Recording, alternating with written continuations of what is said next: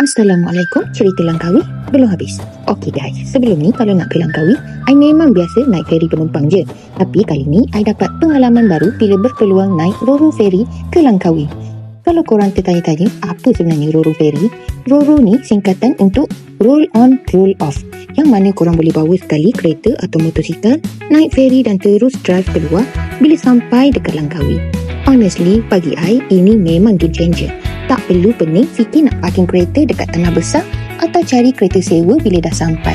Lepas check-in dan ikut proses keselamatan, kereta terus dipandu masuk ke dalam feri. Bila feri bergerak, I boleh duduk santai dekat ruang penumpang sambil menikmati perjalanan menuju ke Langkawi.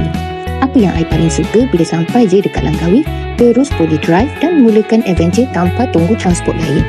Memang sesuai untuk family trip, road trip ataupun kalau korang jenis suka travel dengan banyak barang macam I. So, kalau korang plan nak ke Langkawi dan nak lebih fleksibel sepanjang bercuti, Roro Ferry memang antara option yang korang patut consider. Honestly, pengalaman ni memang memudahkan dan membuat perjalanan ke Langkawi jadi lebih best.